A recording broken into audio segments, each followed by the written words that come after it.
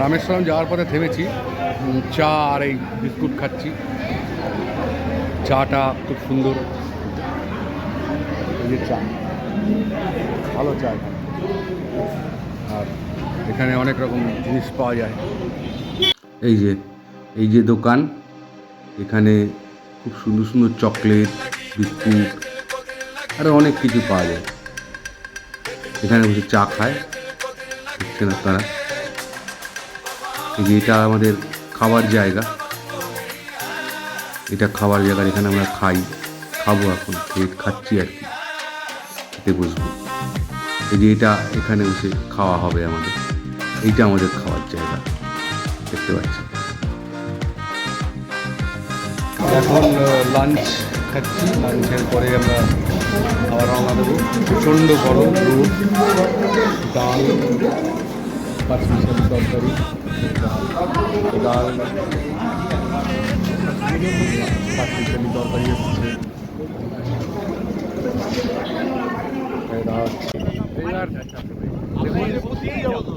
আমরা এখানে ব্রিজের উপর দাঁড়িয়ে আছি, সমুদ্রের উপর দিয়ে ব্রিজটা যাচ্ছে, সেই ব্রিজের উপর দিয়ে আমরা যাব। এই ব্রিজটা রামেশ্বরমের ব্রিজ, বিশাল ব্রিজ, সমুদ্রের মাঝখান দিয়ে গেছে। সবচেয়ে আশ্চর্য হচ্ছে ব্রিজের এইটাই। পরন্ত বিকেল, দেখতে পাচ্ছেন আপনারা, দুটো ভাগে সমুদ্রকে ভাগ করে মাঝখান দিয়ে ব্রিজটি চড়ে পড়েছে। অনেক বছর আগে এই ব্রিজটা ধ্বংস হয়ে গেছিল, তারপরে রেল মন্ত্রক এবং ভারত সরকার মিলে এই ব্রিজটিকে তৈরি করা হয়।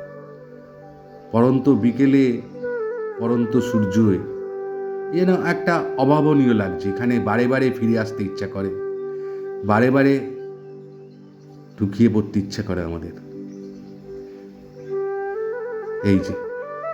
এই যে ব্রিজ, কি সুন্দর নীল আকাশ, সমুদ্রের মধ্যে দিয়ে, তার মধ্যে দিয়ে ব্রিজটা সমুদ্র এবং আকাশের বুক ছিঁড়ে এগিয়ে চলেছে। এই ব্রিজের মধ্যে দিয়ে আমরা এখন বাস চালিয়ে যাব, বাসে করে, আপনারা দেখতে পাবেন। বাস আমাদের ছুটে চলেছে রামেশ্বরমের ব্রিজের ওপর দিয়ে। দুপাশে সমুদ্র, মাঝখানে তার বুক ছিঁড়ে ব্রিজ পেরিয়ে গেছে, বাস ছুটে চলেছে তারই ওপর দিয়ে। সূর্য, পরন্ত বিকেলে, কি অসাধারণ লাগছে।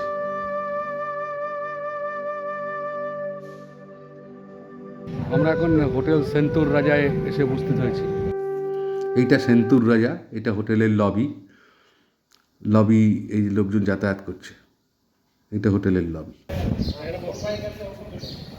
হোটেলের লাউঞ্জে বসে আছি এখন। যেখানে ভিউ পয়েন্ট থেকে শ্রীলঙ্কা দেখা যায়, সেই জায়গায় যাব। সেইখান থেকে শ্রীলঙ্কার সমুদ্র তীর যেখান থেকে দেখা যায়, বলা যায় ভারতবর্ষের এন্ড সেখানে, সেই জায়গায় আমরা যাচ্ছি। বাসে করে যাব, ওখানে এসে আবার এই হোটেলেই আসবো, এসে এখানে হোটেল থেকে আবার বাসে করে পরের ডেস্টিনেশনের দিকে যাবো। ওয়েদার খুব সুন্দর, রোদ, কখনো বৃষ্টি, একটা ঠান্ডা ঠান্ডা ভাব, তবে গরমও আছে, মাঝে মাঝে গরম পড়ছে। রামেশ্বরম এই গ্রামটা কিন্তু খুব একটা গ্রাম নয়, শহরের মতো। বেশ, এখানে কোনো মাটির বাড়ি নেই, বিশ্বাস করুন, কোনো মাটির বাড়ি নেই। গ্রাম কি শহর, সব কিছু পাকা বাড়ি। দু একটা টালির বাড়ি আছে, সেটা কিন্তু বাড়ি নয়। আমরা এই হোটেল থেকে বেরোবো, বেরিয়ে বাসে উঠবো, বাসে করে ধনুষ্কোটির দিকে রওনা দেবো। ধনুষ্কোটি মানে হচ্ছে ভারতবর্ষের এন্ড, ধনুষ্কোটি। বাস ছুটে চলেছে দুপথ দিয়ে, যাচ্ছি ধনুষ্কোটির দিকে। শ্রীলঙ্কা এবং ভারতবর্ষের মিলিত স্থান, শ্রীলঙ্কা শুরু, ভারতবর্ষ শেষ, সেই দিকে আমরা বাসে করে এগিয়ে চলছি। এখনো এসে পৌঁছায়নি, দুপাশে বিস্তীর্ণ সমুদ্র শুরু হয়ে গেছে, মাঝখান দিয়ে বাস চলেছে। আস্তে আস্তে পথটা শেষ হয়ে যাবে, ঝিরঝির বৃষ্টি পড়ছে। অসাধারণ ওয়েদার, অসাধারণ ওয়েদার। আমরা ভীষণ উপভোগ করছি জার্নিটাকে। এই বাসের মধ্যে দিয়ে আমরা ছুটে চলেছি জায়গাটার নাম ধনুষকুটি। ধনুষকুটি কেন নাম হয়েছে জানি না, তবে রামের একটা যোগসূত্র আছে, রামায়ণের সঙ্গে এর একটা যোগসূত্র আছে। আমরা এসে পৌঁছে গেছি ধনুষকুটিতে। এই যে আমরা ধনুষকুটিতে এসে পৌঁছে গেছি, আস্তে আস্তে আমরা নামবো। এসে গেছি, সামনেই সমুদ্র, অসাধারণ দৃশ্য। এই সামনে না দেখলে বিশ্বাস করা যায় না। এই যে আপনারা দেখতে পাচ্ছেন প্রাচীর, এটা মানে ভারতবর্ষ শেষ। এইটা বিশ্বাস করতেই কিরকম গায়ে শিহরণ দিয়ে উঠছে। ঠিক ওপাশে সমুদ্রটা শেষ হবে কিনা জানি না, ঠিক ওখান থেকেই একটা শ্রীলঙ্কার দ্বীপপুঞ্জ শুরু হচ্ছে। এই এই ভদ্রলোকরা এরা মাছ ধরে, এখানকার অধিবাসী, এরা সব উঠছে, ওখানে নামছে, অনেকে নেমে ছবি তুলছেন। কালো মেঘ আর সমুদ্র যেন এক হয়ে গেছে, আকাশ আর সমুদ্র এক হয়ে গেছে। এই অসাধারণ দৃশ্য। সমুদ্রের জলটা দেখুন, হালকা সবুজ।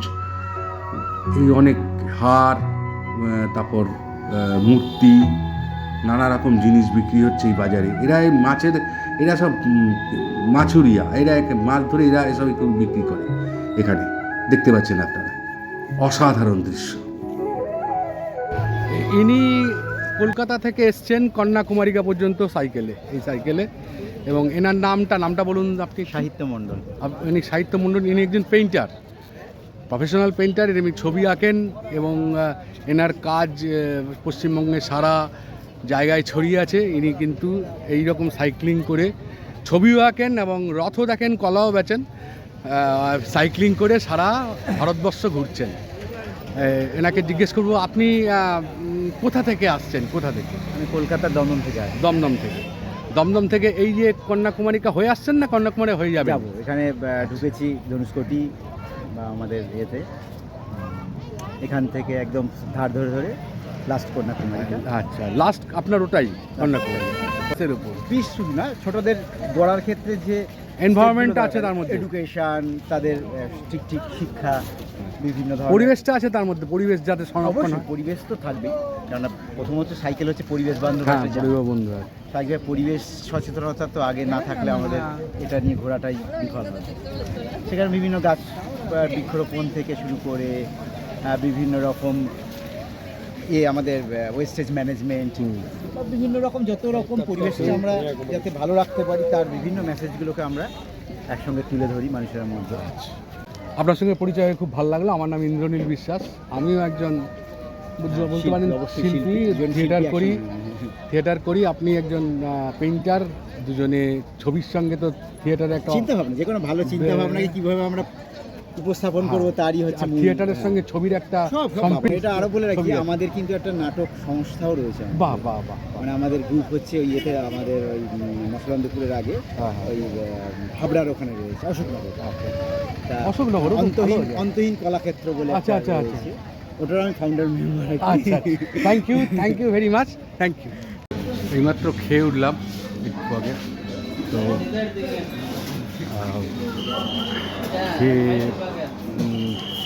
এখানে এখন মাদুরাই যাওয়ার পথে খাচ্ছি।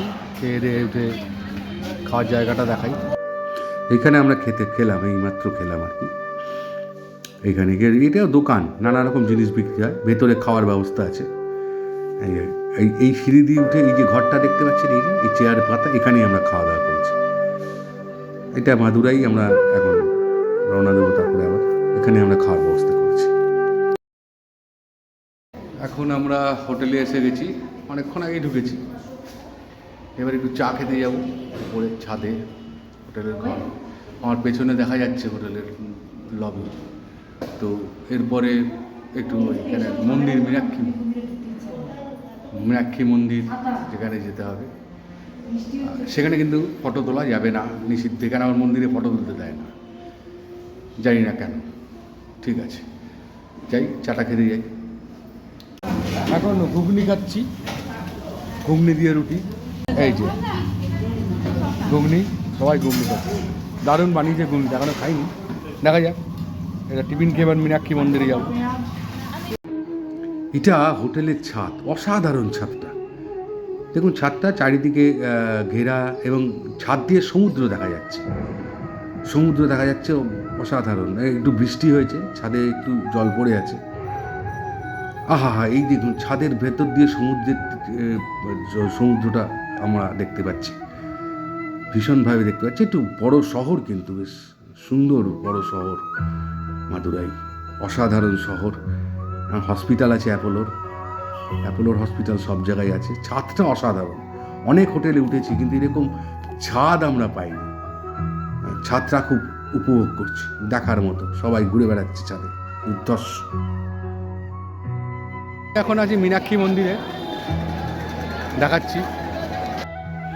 এই যে এটা মীনাক্ষী মন্দিরের সামনে, এটা জুতো রাখা হয়েছে একটা বাজারের মধ্যে, দুর্ধর্ষ বাজার। এখানে ধূপ ধূপ অনেক কিছু পাওয়া যায়, লোকজন ভর্তি, ক্রাউডেড, ভীষণ ক্রাউডেড।